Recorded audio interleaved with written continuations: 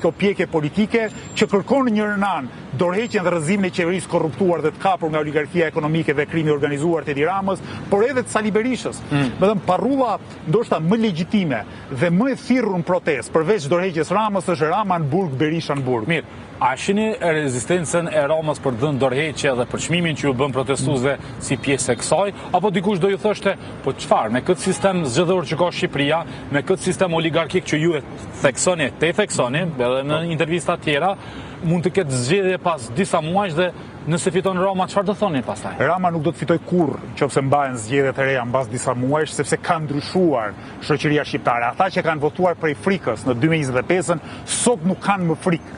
Dhe prandaj Edi Rama ka frikë dhe nuk do të thrasë zgjedhjet parakohshme. Sepse një kryeministër tjetër që do të kishte një farë legitimiteti, po të ishte në vend Ramës, dhe të përballej me një masë kaq të madhe qytetarë, do të thoshte, hajde provojmë në zgjedhje se kë beson elektorati. Mirë, Edi Rama tmerrohet me kjo alternativë. Prandaj është gati të bëjë çfarë do lloj piruete, të përdor teori konspirative, të sulmoj protestuesi, të kërcënoj, të bëjë gjithçka vetëm e vetëm që të qëndrojë në pushtet. Është e vërtetë që kodi zgjedhor në Shqipëri provon përparësi të pamerituara për partitë që deri dje ishin të mëdha.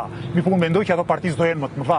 Kështu që në këtë kuptim, as kodi zgjedhor nuk do të ndihmojë më, sepse ku shumë qytetarë zgjedhin alternativa të reja. Dhe unë besoj që nëse do të kenë zgjedhje sa afërmi, qytetarët do të votojnë masivisht për alternativat e reja, se për kë e din ata nuk duhet të bëj si thua propagandë elektorale sot, dhe mendoj po ashtu që nuk do të na pengoj kodi zgjedhor për t'i përfaqësuar sa duhet dhe si duhet qytetarët. Megjithatë, nëse shohim opozitën, qoftë parlamentare, që është si Lëvizja Bashkë apo Partia Mundësia, që janë me 1 ose 2 deputet në kuvend, ne shohim edhe zotin Lapaj atje me një parti të vogël, duket që pushteti i tanishëm dhe opozita PD-ja nuk është se ka një opozitë të përbashkuar. A e pengon kjo mos posurit një opozitë, një zë të fuqishëm ku gravitojnë të gjitha forcat rrëzimin e kësaj që ju e quheni një pushtet oligarkik?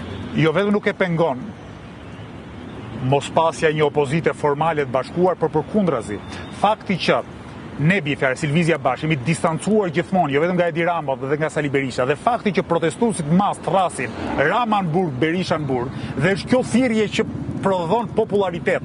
Sepse qytetari e kupton që nuk po përpiqemi të ndrojmë të keqen me të keqen, por të keqen me të mirën, dhe pikërisht fakti që opozita nuk identifikohet më me Partinë Demokratike të Sali Berishës, po e bën këtë protestë që të jetë kaq masive dhe kaq e rëndësishme dhe po e vendos Edi Rama në një qofë sokak.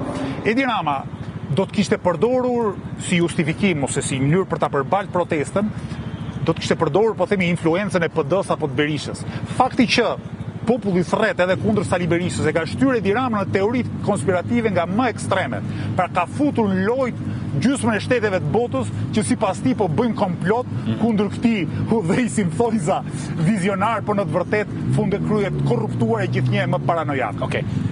Janë kërkesat e artikuluara të grupit protestues, njëra ndër to më bën të mendoj që ushtroj një pyetje edhe për Lëvizjen Bashkë.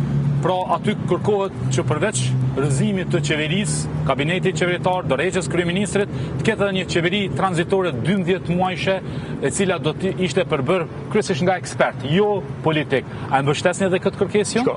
Ideja e një qeverie tranzitore, jo politike, që do të kishte mandat për të organizuar zgjedhjet është një ide e mirë. Problemi me këtë propozim në këtë rast është fakti që në Kuvendin e Shqipërisë Edi Rama vazhdon t'i kontrolloj 82 deputet. E përpasoj çdo qeveri që të ketë një lloj mandati kushtetues do duhet kaloj nga 82 deputetët e Edi Ramës. Dhe pyetja shtrohet, nëse do votojnë 82 deputetët e Edi Ramës, sa e paanshme do të ishte një qeveri